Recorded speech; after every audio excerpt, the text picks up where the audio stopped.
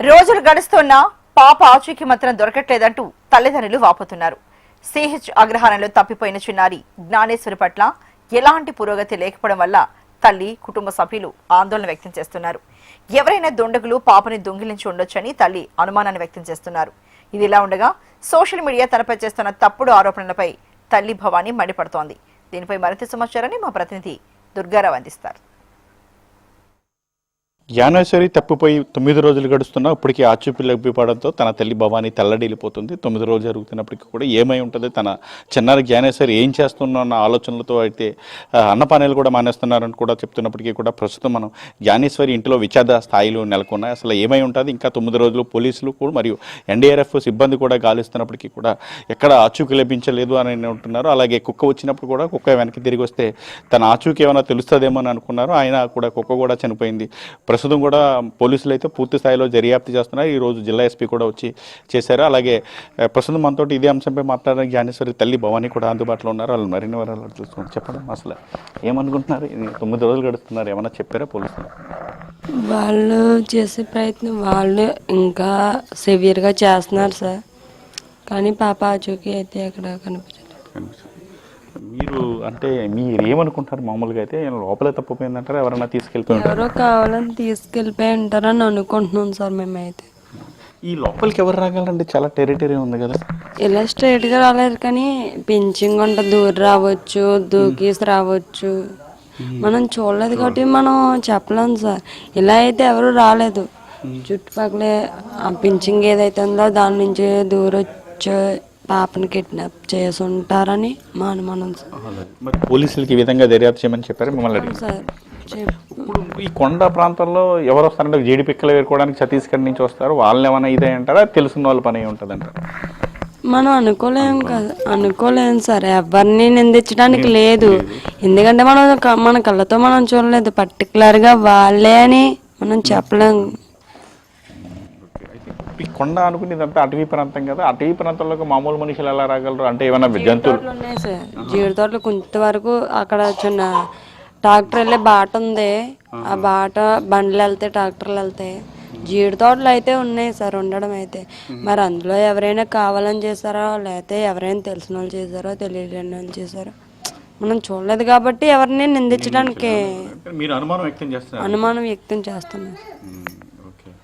అసలు మామూలుగా అయితే 9 రోజులు గడుస్తున్నారు కాబట్టి కుక్క విషయంలో ఏమైనా బయట వెళ్తే ఏదో రకంగా దొరుకుతుంది క్లూ. అంటే ఈ ప్రాంతంలో ఏమన్నా అదే కూర మృగాలు కానీ అలాంటి జంతువులు కానీ సంచరించే ఎప్పుడైనా గతంలో? లేదు సార్, ఈ ఏరియాలోనే లేదు సార్ ఇలా జంతువులు అటాక్ చేసి. అంత పెద్ద అడవి కాదు సార్, అంత పెద్ద జంతువులు ఉండవు. చిన్న చిన్నవి ఉంటే పాములు అలాంటివి ఉండొచ్చు సార్. పాములు ఏమైనా అటాక్ చేసినా సరే పాటికి ఎక్కడో దగ్గర ఆచూకీ తెలుస్తుంది. జంతువులు అయినా చేసినా సరే ఆచూకీ తెలుస్తుంది సార్ పాటికి. ఇప్పుడు కొంతమంది సోషల్ మీడియాలో మీ మీద దుష్ప్రచారం చేస్తున్నారు. తండ్రి చేసి ఉంటారు, కిడ్నాప్ బోరుబాబు ఉంటుంది, ఇలాంటి కొన్ని దుష్ప్రచారాలు చేస్తున్నారు కొంతమంది యూట్యూబర్లు కానీ ఇన్స్టాగ్రామిస్టులు కానీ. దీనిపై ఏం సమాధానం చెప్తారు? ఇక్కడ ఫస్ట్ ఆఫ్ ఆల్ నేను చెప్పాలనుకుంటున్నది ఏంటంటే, బ్యాడ్ కామెంట్స్ కానీ బ్యాడ్ వీడియోస్ కానీ మీ లైకుల కోసం, మీ వ్యూస్ కోసం, మీరు హైలైట్ అవ్వడం కోసం మమ్మల్ని జడ్జ్ చేయడం, మా బాధే కారణంగా పెట్టుకొని ఈ వీళ్ళే చేసుంటారు అనేది చాలా రాంగ్. తప్పుడు ప్రచారం అయితే చెయ్యొద్దు. ఇప్పటికీ నేను ఎంతో కొంత ధైర్యంతో పాప వస్తుంది అన్న ఆశతో నేనైతే ఉన్నాను. ఆ ఆశను కూడా నిరాశ పెట్టి మీరు పెట్టేది ఒక కామెంట్ వల్ల అది నా ప్రాణం పోయే స్థితిలో ఉంది. దయచేసి అర్థం చేసుకోండి. ఎవరైతే బ్యాడ్ కామెంట్ పెడుతున్నారో లేదు ఎవరైతే బ్యాడ్గా ప్రచారం చేస్తున్నారో, మీరు అనుకుంటున్నారేమో నేను పెట్టేది ఒక కామెంటే కదా అని. ఆ కామెంట్ మీరు పెట్టినంత ఈజీగా లేదా ఆ కామెంట్ నేను తీసుకోవడం కొడుపారా కానీ చేతుల్లో పెంచి నేనే ఎలా చంపేసుకుంటాను. ఒకళ్ళు చంపేసుకుండేలా ఉంటే నేను పాటికి దొరికేద్దును. అంతేగాని కెమెరా ముందు ఏడట్లేదని ఏదో వీళ్ళే ఏదో చేసేసి ఉంటారని మీరు జడ్జ్ చేయొద్దు. ఒకసారి మీరు అంతలా బాధపడే వాళ్ళు అయితే ఒకసారి నా దగ్గరకు వచ్చి ఇక్కడ ఏం జరిగింది, ఏంటి సిచ్యువేషన్ ఏంటి అన్నది తెలుసుకొని తర్వాత మీరు నాకు కామెంట్ చేయండి. చేతనైతే పాప రావడానికి ప్రయత్నం చెయ్యండి, లేదంటే ఎంక్వైరీ చెయ్యండి. లేదు అంటే మీ పని ఏదో మీరు చూసుకోండి. ఎంతో కొంత ధైర్యంతో మేము ఉన్నాము, ఆ ధైర్యాన్ని కూడా కోల్పోనివ్వకుండా చేస్తారని మీ పని ఏదో మీరు చూసుకోండి.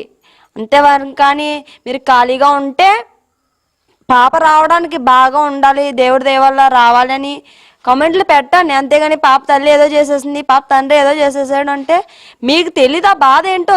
కన్న తల్లిగా కన్న తండ్రిగా ఆ బాధ ఏంటో మాకు తెలుసు. ఆడదయ్యుండి ఒక ఆడదాని బాధ అర్థం చేసుకోవట్లేదు, మగాడు అయ్యుండి ఒక మగాడి బాధ అర్థం చేసుకోవాలి. మీరు మనసులో అనుకోవాలా, ఇంకేదైనా అనుకోవాలా, ఇంకా అది మీ ఇష్టం.